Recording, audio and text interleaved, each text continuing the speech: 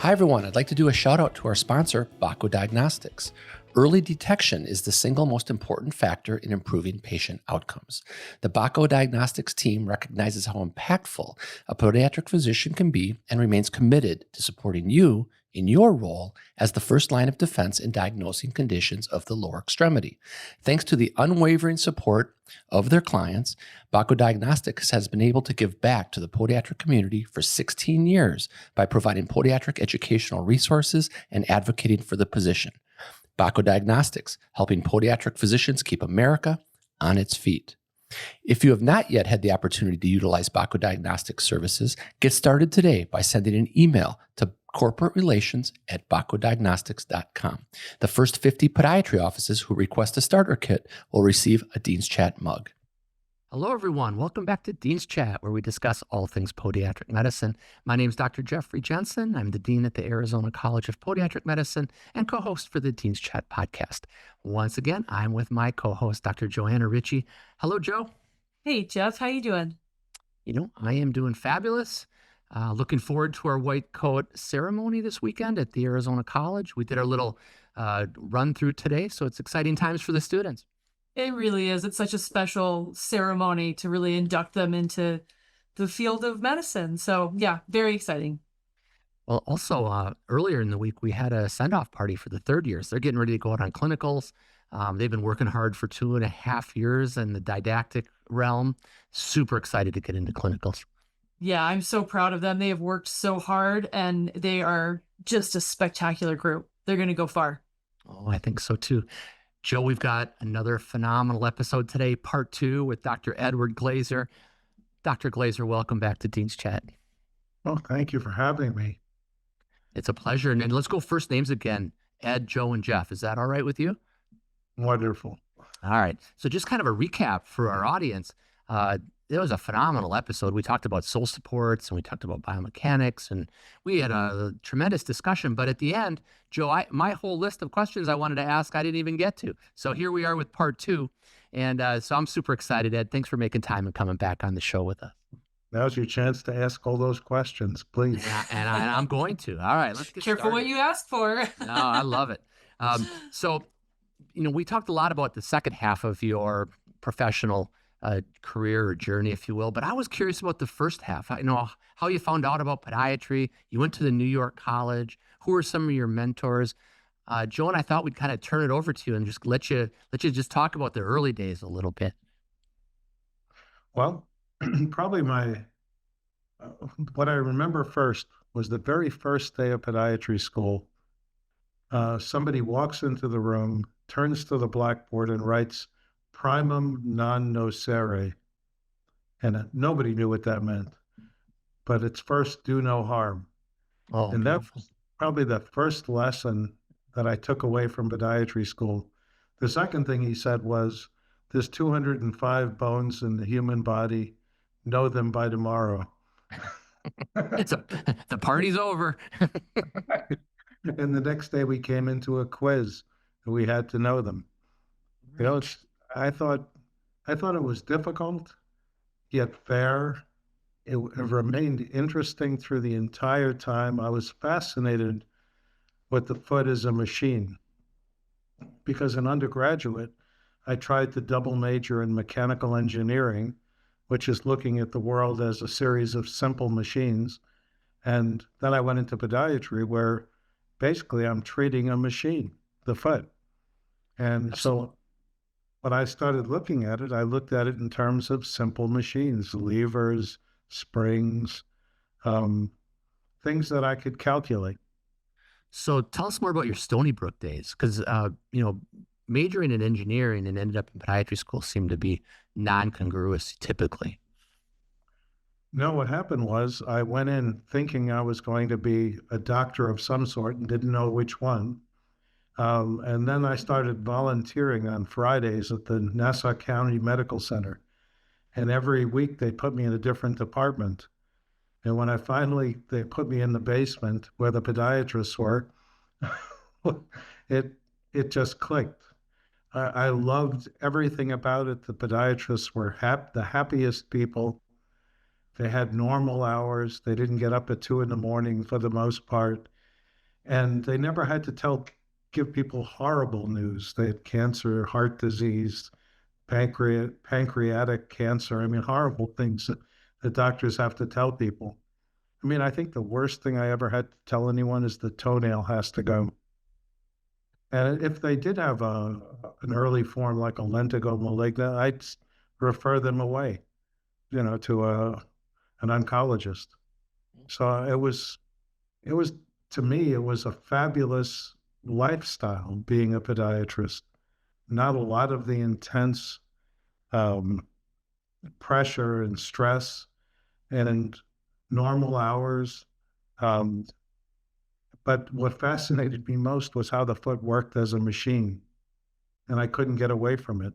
I think as foot doctors, don't we all just watch everybody walk? Yeah, sitting in the airport and things. Yeah, definitely. I started watching everybody walk, and the game for me became, how close can I get each individual person to their ideal gait cycle? And in playing that game, I basically came up with mass posture theory. It really was kind of an engineering problem that I felt that it would be fun to solve. Um, just a sidebar here, Joe. Times have changed a little bit. I mean, when you tell me you didn't have any emergencies, I mean, I was talking to the students today. I was teaching in Pod Med 1, and I was sharing pictures with them of patients as they would come in that needed direct admits and surgery that night. And so it's changed a little bit, but the biomechanics have always been so fascinating. And so in some ways, Ed, we're seeing, and Joe, I would love for you to comment on this. We're seeing a little bit of departure from classic biomechanics in our profession. And Joe, I'd love your thoughts on that, and then Ed, yours. Please. Yeah, it is interesting. And I think part of it is alignment of interests. And this is where, Ed, again, I appreciate you coming on the show, because you were an impactful part for me to help to understand some of the genuine mechanics of the foot. And then you add the word bio in there. It's like the skeleton mechanics, right? Like, it doesn't really need to be harder than that. But these concepts are very abstract. And when you're learning even just basic terminology, like what is pronation, what is supination, and then you start adding in these simple machines that make up the way that the foot functions or malfunctions, it just starts to get very hard for an early learner to really wrap their head around. And Jeff, I think I agree with you. What has been interesting over the course of, I don't know, the last 20 years, there is so much growth in the profession, generally speaking, which is wonderful. But a lot of that growth is in surgery and hospital-based things. I don't know if there are still the same emphasis and focus on biomechanics in the way that it was perhaps when you both were going through school and residency. I can certainly only speak to my own experience. My residency program, we did zero orthotic training. That was zero, right? It was very much focused on surgical training, and that's not a good or bad thing. It's just what it was. And so after you come out of residency, you start to realize, hey, this is a gap, and I need to kind of bridge this gap. And so, Ed, I would love to find out your perspective when you are interacting with, you just came back from a conference, and again, we'd love to hear some of your perspectives on engaging with the learner group, because you have everyone from residents, not so much students usually at those sorts of conferences, but residents for sure, all the way through seasoned practitioners and surgeons and physicians. So what is your experience with when you're engaging with these learners, where their comfort levels are or where the gaps are? Well, they pretty much learn root biomechanics. One of the interesting things is when I actually met Bill Orion and had lunch and a dinner with him, I asked him, are you upset about, the deficiencies I found in your theories? And he said, not at all. He goes, no, we never thought our stuff would last 5 years. Or he was kind of disappointed in everybody else. And he actually signed his book for me to a fellow soldier in the fight against ignorance. He was, and really, I think people are realizing more and more each year, especially since the work of Jarvis and Nestor in 2017, where they came out and flagrantly denounced neutral position and all of Root's theories and said they have no relevance when compared to any 10-camera motion analysis system. You take all of the measurements, and they're very inconsistent. Inter-rater reliability is poor. The casting technique has no frame of reference, and its repeatability is poor. The concept of posting has so many problems. I mean, it's a round object in a round cup. Then the skin moves 7 to 10 degrees. We measured it on 50 people, medially and laterally. So what happens is you're putting a post at 4 degrees, plus or minus 7 to 10. There's so many problems with it, but the trouble is nobody gives it a full-throated critique. And the reason is, in spite of all of its problems, it's still the most used technology in America. It's still the vast majority of people are casting in neutral position.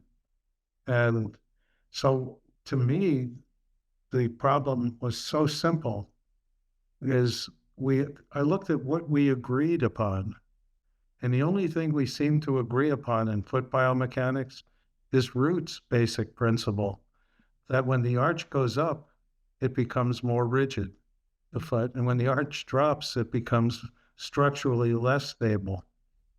And so when you look at that, what he's saying is posture controls function. And in fact, I don't disagree with Root about much when you think about it, because on page 34 of his first book, 1971, Biomechanical Examination of the Foot, he describes the 8 criteria of normalcy. And then in the first sentence, he said, what I'm talking about is ideal. Right.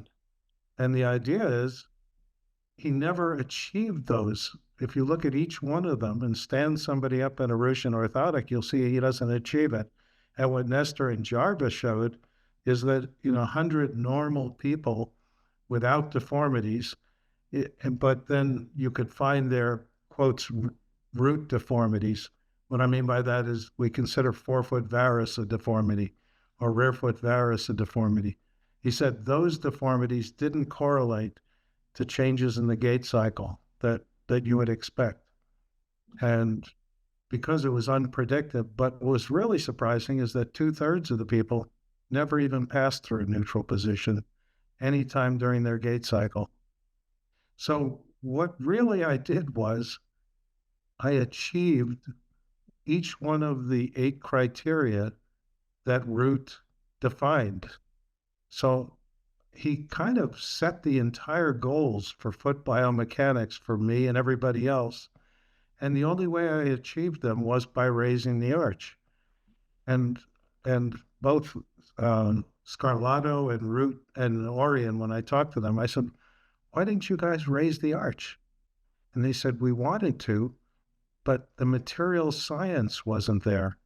We didn't have a material that had enough memory or the correct Young's modulus. So basically, I did what they would have done next. If the material science had caught up to them. Why didn't Whitman's orthotic gain popularity? Because he made it out of stainless steel. Fair. So Ed, when you go to the meeting, to Joe's point, and you go to Vegas, and there's a lot of distractions in Vegas, right, for everybody, and you're giving a lecture on mass posture theory, and you're introducing new concepts and new ideas. To your point earlier, not everybody's heard your discussion. How do you introduce a group at a meeting in Vegas to these concepts? Is it exactly what you were just discussing? Well, I talk about practical things. I was speaking to a Navy pilot, and he said, there's nothing more useless to you than the air above you and the runway behind you. In other words, you cannot control emotion after it's already happened. Orthotics are not little time machines. So basically, you only have the range of motion in the foot. So how high should you make the arch was the first question people needed to ask. And the answer is start at the beginning. In fact, go a little further by evenly compressing the soft tissues to get the geometry of the arch support. Then the question becomes, how much force should you apply?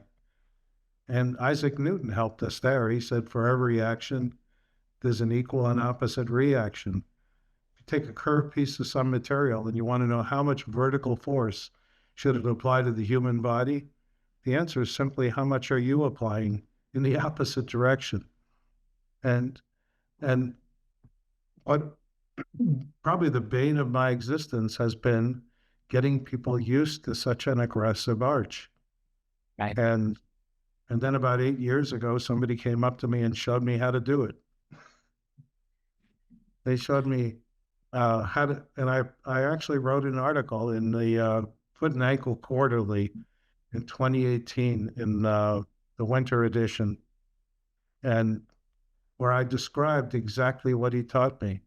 But nobody has done the research yet, the controlled clinical trial, to actually see that it works and how long it works. But I had some fun with it this weekend. A guy came in with 5 years of CRPS in one foot from a Jones fracture that was screwed together, and he was left in constant pain for 5 years. And just like plantar fasciitis or any other diagnosis, it takes 8 minutes to relieve pain from a foot. Anything but gout and neuropathy, the pain will disappear, even fresh fractures, which is the wildest thing you've ever seen. But then if you move the fracture, it's a new injury. Interesting. We'll delve into this a little more. Joe, do you have any questions off the top? I was going to just shift gears just a little bit, but go ahead. I do, because certainly when, reverse engineering biomechanics for me happened from surgical mechanics, and everything that you're saying, Ed, right? Like, how do you create the ideal foot? And we will physically break it and move it there. And we know that's successful, Yes. but not everybody is a good candidate, nor should everybody go through surgery. And certainly one of the arguments I've heard from many people about having an orthotic with a really high arch is exactly what you mentioned. They just can't tolerate it. So, and I think this is something, Jeff, you had said maybe we touch on later, but I am curious, what does that look like in terms of how do you get a patient to use a device if it is indeed where they just can't tolerate that high of an arch to begin with? Okay, firstly, I'll give you my theory and take it with a grain of salt because it's a theory. I think that people that are flat-footed, as body weight comes over the flat foot, are trying to raise their own arch using their own musculature. And they fire the muscles that cross the arch, the plantar intrinsics, not to mention there's kind of a sling. Mm-hmm. The tibialis anterior, the tibialis posterior, and the peroneus longus, all attached to the medial aspect of the base of the first metatarsal, medial plantar aspect. So that acts like a triple sling to raise the arch up. Mm-hmm. So the question is, normally they're firing these intrinsics into dead air, into open space. But when I put a piece of plastic in there, they're going to fire against the plastic and become uncomfortable. So what I do is I take a blunt, pointed object. The one I like to use is this, the old eraser. Pencil eraser. I've used many things. I've used this angel's wing, which we found, and probably one of the best things is the old Bic pen cap. And what I do is I barely touch 9 points on the foot, 4 on the plantar aspect, on the distal aspect of the transverse metatarsal ligament. What I do is I push up on the first and second and down on the proximal phalanx. Then I touch the distal aspect, which is in alignment with the interspace, about a 3/4 of an inch proximal plantar on the plantar surface. And I'll touch it with my pencil eraser, and I'll hold that light pressure. I mean, it has to be as hard as you would push this eraser into your own eyeball. That's how hard it is. It's so light, the person either says, I don't feel it, or I can barely feel it. And you hold it for about 30 seconds what you're doing is you're compressing a deep light touch receptor. And this is, again, my theory based on all of the literature I've been able to find. When you're looking at the picture, you can work your way backwards and find how it works. And I didn't have to discover anything. It was all in the literature already. All I had to do was piece together what I'm actually observing and how it works. And it turns out the corpuscle of Pacini is what I'm pressing on. And it's fascinating. It's gigantic. It's 1.2 by 2.8 millimeters, 80 membranes in a concentric bulb separated by hyaluronic acid. When membrane 1 hits 2, it fires 1 time. While 2 hit 3, it fires all the way through 80. The outer membranes are mesenchymal in origin. The inner 10 are neural. And then there's a naked nerve. So what I'm doing is getting through all 80, then getting the neural membranes to touch each other, and then touching the naked nerve. And the result is a resetting of the pain threshold. And because of it, there's no break-in whatsoever in the orthotic. You put it on and accept the full correction immediately. And this is what really needs to be studied, because when I first heard about it, I didn't believe it at all. But I have 100 employees, so I went back and I had them file through my office. And some of them had various foot pains. When they left, they were in no pain at all. So it's the weirdest thing I've ever seen, but it's literally a reset button for pain. And its use in podiatry could be enormous. And the reason is, how many times do you do the most perfect surgery? Every screw is in place just where you want it, and yet the patient's still experiencing postoperative pain. Wouldn't it be cool to turn that off at your leisure and turn every patient that might be an albatross around your neck into another satisfied patient? So you do that at 9 different spots you're saying? Well, those are 9. There are 4 on the bottom. Right. There's 5 on top of the foot. And then there's 6 more, actually. The 6 more are the spring ligament, just under the navicular, the deltoid ligament on the medial side. I get all 3 slips at the same time. Then the 3 collateral ligaments of the ankle, anterior talofib, calcaneofib, and posterior talofib, and the joint capsule. So there's 6 in addition to the 9. And pretty much all foot pain disappears, except the only ones I found that haven't are gout, neuropathy, and it doesn't work in late-stage demyelinating diseases. Then I have a bunch of assumptions that it will work in things like expanding lesions, dermatologic lesions, vascular lesions. Of course it can't work in those. I mean, it's only when it's caused by trauma. It turns out if you pull a ligament a little bit, the Pacinian corpuscle gives you information regarding balance and proprioception. Pull a little harder, and the stretch receptors sing, and that's pain. All stretch receptors excite pain, easy to prove by just touching your toes. And then if you pull a little harder, you release a group of cytokines that set up the positive 3-neuron feedback loop we call chronic musculoskeletal pain. And that's not my theory. That's the theory of Dr. Krauss from Stanford University, the head of pain medicine, did a TED Talk in 2011 where he described chronic pain as a 3-neuron positive feedback loop. And he said that glial cells, the cells in your brain that are neurons, wrap around the neurons and set the firing temperature of the neuron, or what we would call the pain threshold. And it takes a certain amount of excitation to close that switch. Once it's closed, everything that goes up to the spinal cord goes through and back down, completing the loop. And all I'm doing is I'm causing a short circuit peripherally that allows the pain threshold to reset. And because of that, the pain relief is lasting. It goes on until the next pain initiating event, which can, in plantar fasciitis, could be walking without your orthotics. True. So Ed, let me ask you this question. So if you came to the Arizona College of Podiatric Medicine and we carved out some time for student education opportunity, what does that look like in the clinic? I mean, do you make the orthotic first and then you get the orthotic back? And then do you do this procedure before you put it into their shoe when they first wear it? Is that what You happens? know what?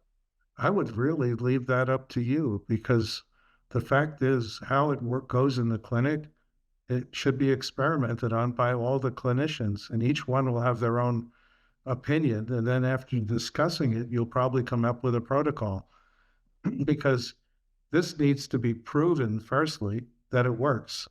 And I've done about 2,000. I could tell you it works at this point. No, I was just trying to think about how people would say, okay, Dr. Glazer, this is interesting. It's a new concept. It's a new philosophy. It's not something that people are readily taught. How do I work this into my routine during the day or when I'm dispensing orthotics? Because you know how labs work. I mean, when in doubt, put more fill, take the arch down a little bit, right? Here's how I do it.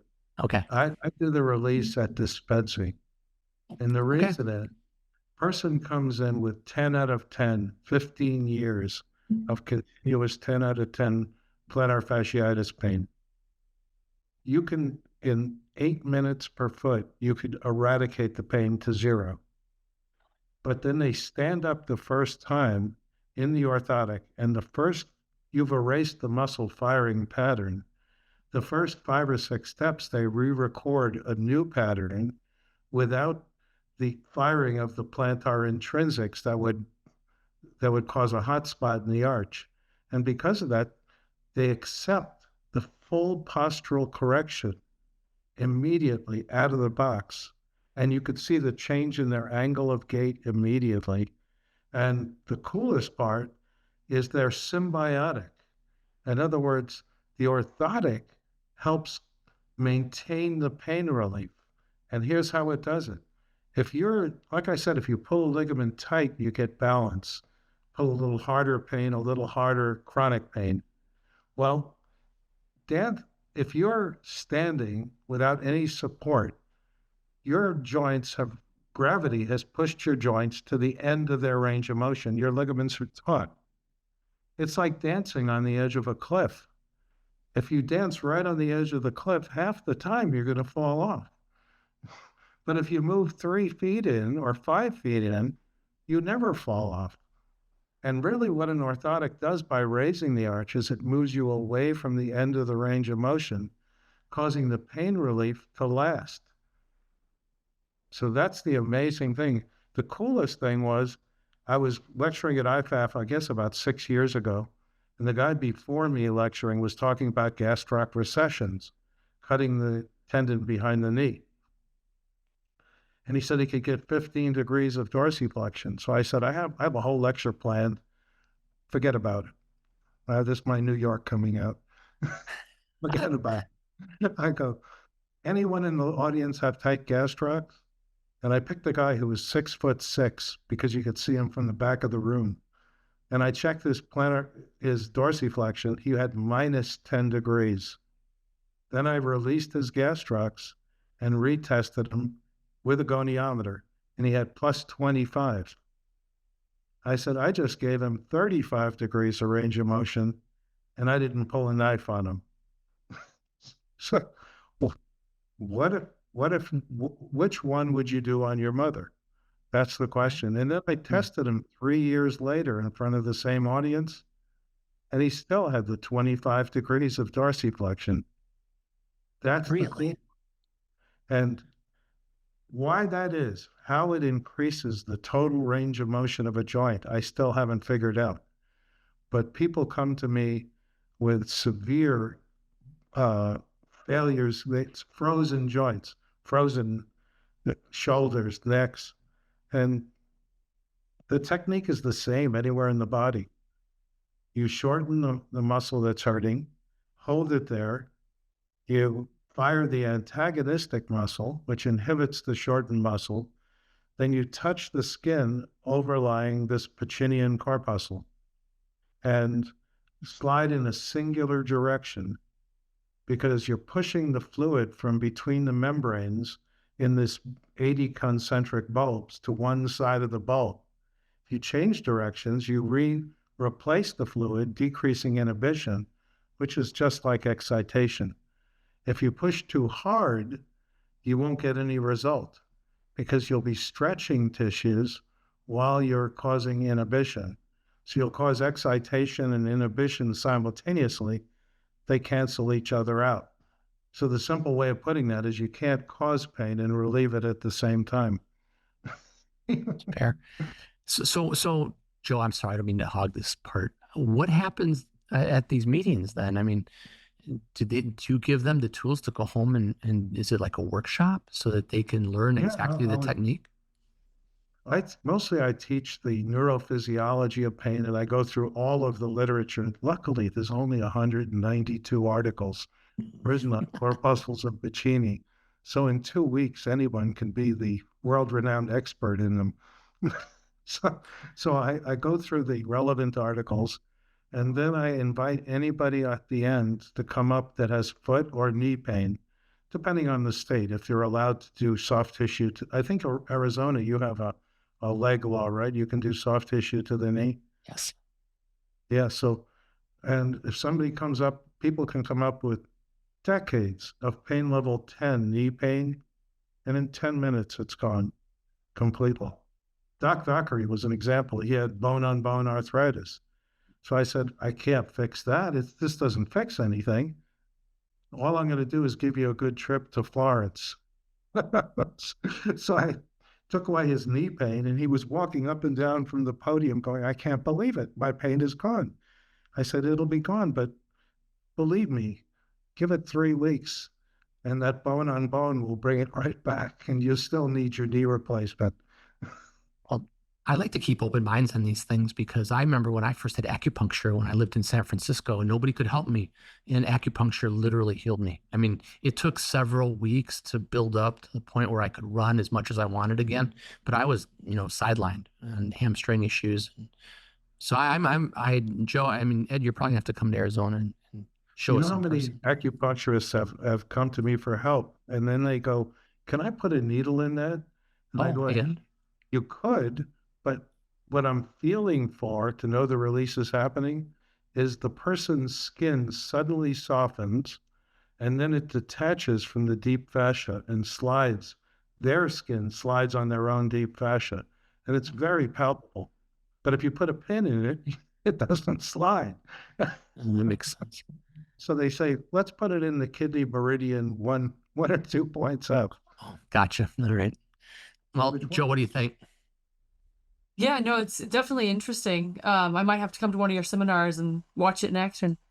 I would be overjoyed at my own expense to come out to your college and train all the faculty on how to do it and let you figure it out, what the right protocol is for it. And there's so much left to know. I mean, it's just, I'm planting a seed, and the whole tree is going to grow out of this that we never expected. The other thing is, I have one arrow in my quiver, and this is it because it's so powerful. You have 20, 30 arrows in your quiver, and people are starting to discover what happens when you combine this with other modalities, and it's results that I never dreamed of. So the fun part is whole careers will be made on this. I had a pain medicine doctor take my class, 35 years of pain medicine doctor. At the end of the class, she came up to me and said, I've been doing this 35 years. I have nothing, even 20% as good as what you're doing. And I have 2 questions for you. She said, I have a friend with fibromyalgia. Could you take it away? I said, bring her in. Brought her in. She said, go ahead, take it away. I said, no, you just took my course. I put my hands in my pockets and she took it away. It took 4 hours. Normally takes me about 2.5. But I was yapping too much. And then she said, would you treat my dad? And I said, your dad's still alive? He goes, he's 93 and he's been suffering with bilateral pain level 10 for 72 years. I said, how do you know that, 72 years? He goes, it was the day he entered the military at 21. They didn't know about ramping you up slowly. They strapped a heavy pack on him and made him walk 20 miles in boots. And the pain came on like a freight train and never left for 72 years. And believe it or not, it took 8 minutes per foot to take him to zero pain. Yeah. That's Well, crazy. I've got a right knee. I've got a right knee that's waiting for you to come to Arizona. I would love to. I would love to. Now you're really enticing me because it bothers me that anyone is in pain when it's possible. This could be a game changer for podiatry. And I would love to pass it on to the people that could literally publish it, study it, and figure it out right. And you have the ability, you are what's called PIs, principal investigators. We play that role all the time. Yes. And I am not a PI. That's a whole training unto itself. I mean, Indeed. So I can never publish the research. I just need to give it away. And I'm happy to. All right. Sounds we'll take you up on that, Ed. We'll take you up on that. Please. Can we shift gears just a little bit? Joe, you okay shifting gears? Yeah, definitely. Because otherwise we'll take all the time asking you more questions. Yep. So Ed, I've got a couple. I just highlight some of the areas of your career that I've always been impressed with. So the Crippled Children's Project in Merida, Mexico, Dr. Chip Sutherland originated it, and you've been a tremendous supporter of that program. You're generous with your time and money. So thank you. But could you tell us a little bit about how you got interested in that? They invited me to speak there. Chip invited me to speak. And the whole time I was lecturing, he was sitting back with his arms crossed and he was kind of mad. And, he's special forces. He's a scary guy. And what happened was I gave my lecture and he didn't say anything. And the next night we had a dinner in town, about a mile and a half into town. We all walked together. On the way back, I was about to get into a taxi with Dr. Kalish and not Kalish, Kashik? No? Kashik. Yes. Yeah. Dr. Kashik and Dr. London. And Chip said, no, Dr. Glaser's walking back with me. And I knew this was going to get bloody. I thought I'd be the one getting bloody. But in actuality, he said, I've been thinking about everything you said, and I think you're right. And he said, I would like you to come and lecture to my class. And that started about 14 years of me visiting Barry College every year. And at the end of the seminar, Chip stood up and said, this will be the last Yucatan Crippled Children's. And everyone was disappointed. And he said, because Stryker, the saw company, was underwriting the whole project. And they were pulling out. They were deciding not to do it anymore.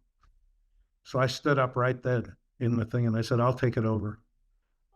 And I didn't even know how much it was. I love that story. But I had seen a little boy that they had worked on that had Eric Tanchun, that had bilateral club feet. He was 14 years old and had never taken a step. Mm. And then they translated from English to Spanish and Spanish to Mayan that with the Elizarov fixation device, he'll be able to take his first step. And I saw his face light up and I was smitten. At that point, nothing would have stopped me from underwriting the Yucatan Crippled Children's. Wow. Well, what you did has tentacles and ripples in the water, because people that went to Merida and participated in that program with Dr. Sutherland, I remember our residency program in Colorado with Dr. Hatch would go. And then people that would go to the Yucatan started doing their own efforts in mission work in Africa and everywhere else. So the ripple effect of your standing up and funding the program is carried out today all over the world, Ed. So thank you. You know what? It was something I really enjoyed doing. And we even had a bike-a-thon for it that I sponsored. And we biked the entire Natchez Trace from Nashville to Natchez, Mississippi. Wow. 500 and some miles. It was fun. So Of course, I stayed in Airbnbs. Everybody else camped. did you have your ukulele with you? That's what I want to know. Never far from Oh, my you brought it. ukulele. Yeah. Can we get Oh, a my little? Can we get a little sample of your musical talent? Sure. This is the reason I'll put it down so you can see the uke a little bit more. The reason I play is somebody sent me a YouTube of Jake Shimabukuro playing While My Guitar Gently Weeps. Oh, And my. here's his version done it simplified. Oh, I don't think it's picking up. Yeah, it's not picking up, Ed. Look at that beautiful ukulele. Wow. Hey, Ed, it's not picking up. It's not picking up. Yeah. No, I'm not sure why. Hold down. Okay. Is that better? Nah, for some reason it doesn't like it.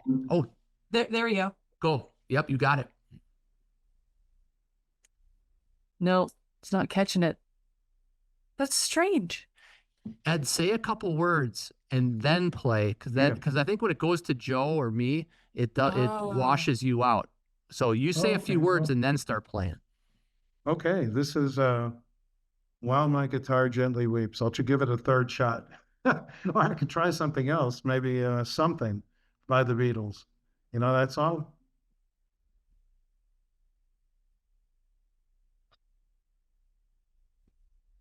Darn. You know, Ed, it's not working, man.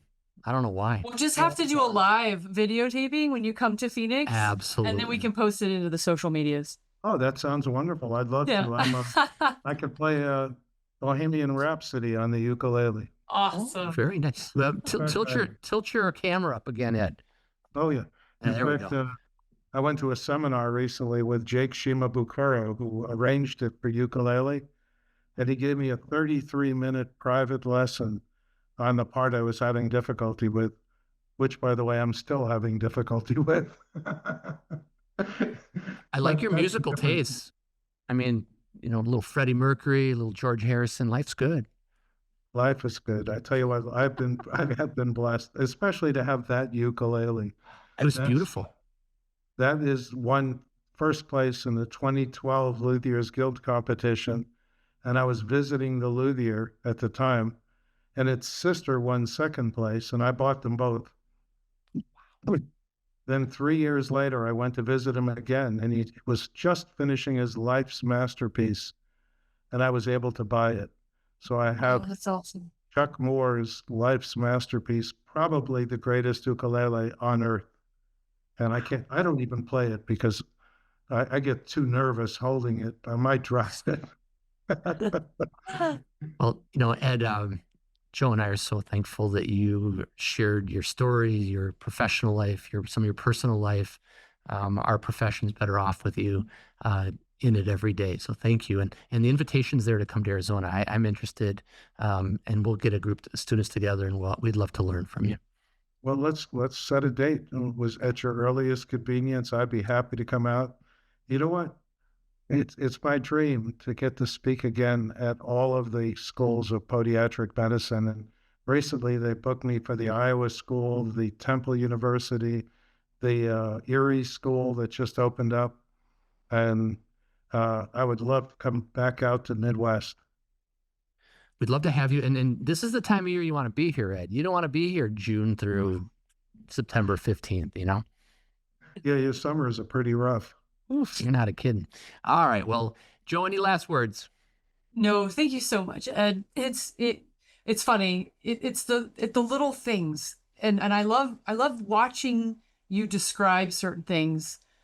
We don't motivate people. We cannot motivate. Jeff and I were talking about this the other day. You cannot motivate someone to do something, but you can inspire them, and you can spark curiosity. And I love that you have built your whole career inspiring other people. And if nothing else, sparking curiosity for them to say, what? How is that possible? Right? So again, I really appreciate you taking your time and how much you've done for the profession and the philanthropy that you do. Again, the world is better off because of it. So thank you very much. You know something, the greatest motivator in the world we can't give people. Only the military has that. That's a sense of duty. Only a sense Indeed. of duty will make you run over a field of flying bullets. The Yep. second best motivator is a sense of purpose. Yeah. And I learned that early on in my career. So I came up with a purpose that everybody could believe in that worked for me. And it's we make people better. And when I walk into a room at work, I yell, what do we do here? And they come back, we make people better. And you know what? That's the key to success is Yeah. walk the talk, believe in what you do, and eat it, drink it, sleep it, breathe it. It becomes you. And Absolutely. that's what I'm most proud of, really, is that I've spent a career making people better. And as have you.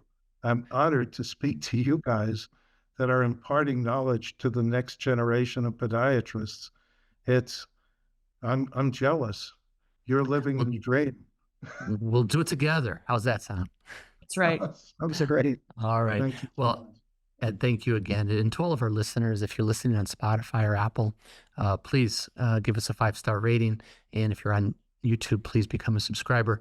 Ed, we're going to send you another one of these. You're going to have 2 of them. Thank you. And Joe and I will continue. One for travel. Yeah, there you go. Yeah, there you go. Joe and I will continue to bring leaders in podiatric medicine and surgery like Dr. Glazer. Thank you so much for all you do. And cheers, everybody. See you next week. Bye-bye.